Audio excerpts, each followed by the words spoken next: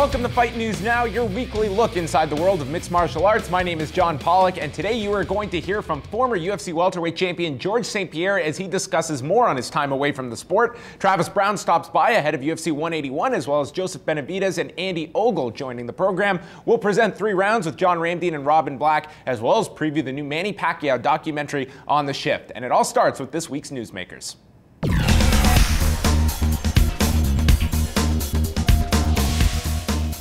George St-Pierre was in Toronto earlier this month and spoke to fans about his time away from the sport over the past year, which has included a setback with another torn ACL, his recovery, and subsequent return to training. We'll now hear from St-Pierre with an update on the knee and how it has responded since training has resumed for the former welterweight champion.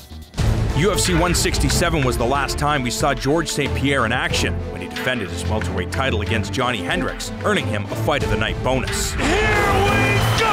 Look at these hard elbows. To close the show, there's a nice right hand. It has been over a year since the former champion stepped out of the octagon. He reveals that he has made adjustments to his game during the absence. I have definitely a lot more power now. I feel it when I hit pad. People says to me like I hit much harder right now. I correct a lot of movement pattern that I used to do wrong, you know. So in order to correct it, sometimes you need to take a time off, you know, to stop and kind of when you do it again, it's like a new start. So it feels very good for me, but I don't have any problem because it's easier to put weight than to losing weight, I believe. Following the surgery to repair a torn ACL, GSP was given medical clearance to resume training in October of 2014. The former champion uncovers the struggles he encountered upon returning to his training regimen. The first week back, the first day back, like for example in Jiu-Jitsu, the first week when I first rolled, it was a very humbling experience. Like my technique is there, but it's like my reflex. I'm always a second late and I'm using way too much energy to do the work that I want to do, so I lost my efficiency. But now it's been, I would say, 3-4 weeks now that I'm back. It started to look pretty good now. It started to get back to where I was when I left, and even better because I feel like I have more power and everything. But I still have to be cautious with some movement because my knee is still not like, I would say it's still not 100%. So, but it will be there soon. St-Pierre has been vocal about the improvements he wishes to see implemented in the sport, but despite those concerns, his desire to compete has not yet been extinguished. The itch, it's one of the reasons that would make me come back, but it's not the only reason.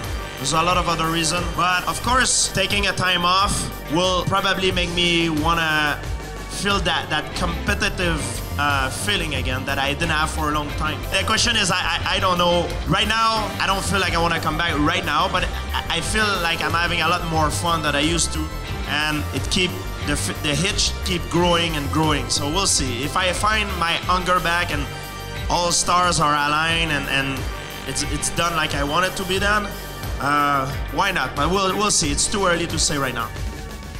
Travis Browne took a step back after his loss to Fabricio Werdum back in April and has implemented many changes. At the top of the list is a change in scenery, as Browne is now training in Glendale, Arizona under Edmond Tarverdian in preparation for his December 6th bout with Brendan Schaub. We caught up with Browne to discuss the changes and his bout at UFC 181. I'm not worried about his jiu-jitsu. I'm not worried about his striking. You know, I could care less where he's at in his camps, and he shouldn't care about where I'm at in mine. You know, we're fighters. At the end of the day, that cage door is going to get closed, and a lot of stuff goes out the window when that happens. You know, he's expressed his opinions about me moving camps, and, you know, that's the only thing that I've ever really heard him say. I don't really care, honestly. I truly feel like opinions are like assholes, and nobody wants to hear it, or let alone see it. You know what I mean? So everybody has their own opinion. Keep it to, you know, it is what it is. I'm an athlete and I love to compete, and that's what I look at this sport. I don't look at it taking it personal, one-on-one. This guy's here to hurt my pride. Honestly, I do sometimes during my camp to help motivate me. But when it comes fight night, when it comes time to go out there and compete, it's about competing. That's the best me as an athlete, not necessarily a fighter, like, you know, oh, I'm gonna fight you in a bar kind of a thing, you know. For me, it's about using my head, using my athletic ability and the tools that I've learned.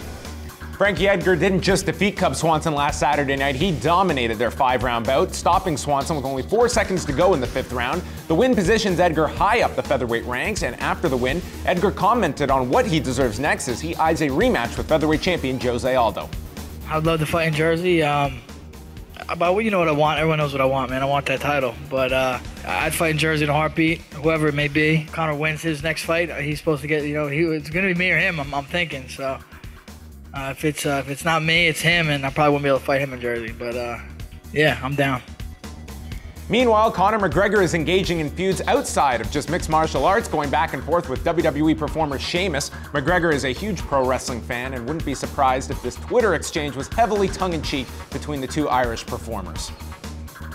Joseph Benavidez notched his second victory of 2014, earning a unanimous nod over Dustin Ortiz this past weekend. Benavidez had not fought since April of this past year, and during that time between fights, Martin Kampmann has joined Team Alpha Male as a coach, and Benavidez chatted on the MMA Report about the changes Kampmann has brought to the camp.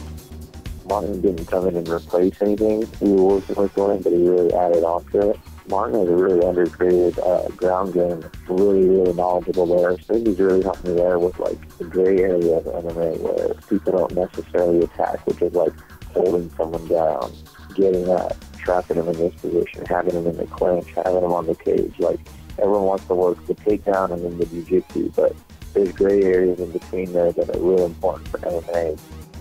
And sticking with Team Alpha Male, it is safe to say that Andy Ogle is at a crossroads in his career. Since coming off the tough live season in 2012 and cutting down to 145 pounds, Ogle has gone 1-4 and is changing things up by going to train at Team Alpha Male in Sacramento, and he spoke to Fight Network about the way his UFC career has gone thus far.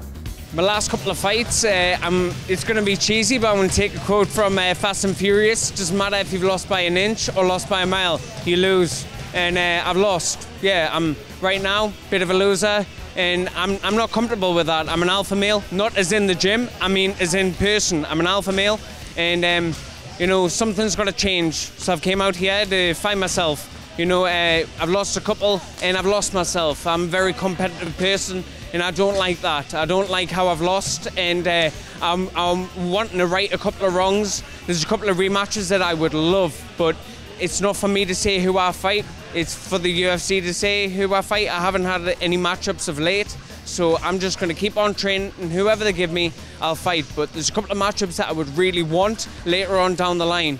I believe that I'm a great fighter, and I believe that coming here and training with different guys, great guys, is only going to make me even better. All right, that was Andy Ogle, and now we welcome in John Ramdian. Coming up on 3 rounds, yourself and Robin Black, you are putting one specific weight class under the lights today. Yeah, it is the 145-pound weight division led by Jose Aldo. But right now, over the last couple of months, we've seen some shift. Conor McGregor getting some heat. Chad Mendes, Ricardo Lamas, Frankie Edgar, Cub Swanson. We're taking a gander at the entire picture. What is next for Jose Aldo? We're trying to figure that out. Quick answer. What do you think will be Jose Aldo's next fight? I have no idea. I think probably it makes most sense for him to face off against Frankie Edgar. Edgar looks spectacular against Cub Swanson, but who knows? All right, they are going to break down the entire 145-pound weight division when we return on Fight News Now. Stay tuned.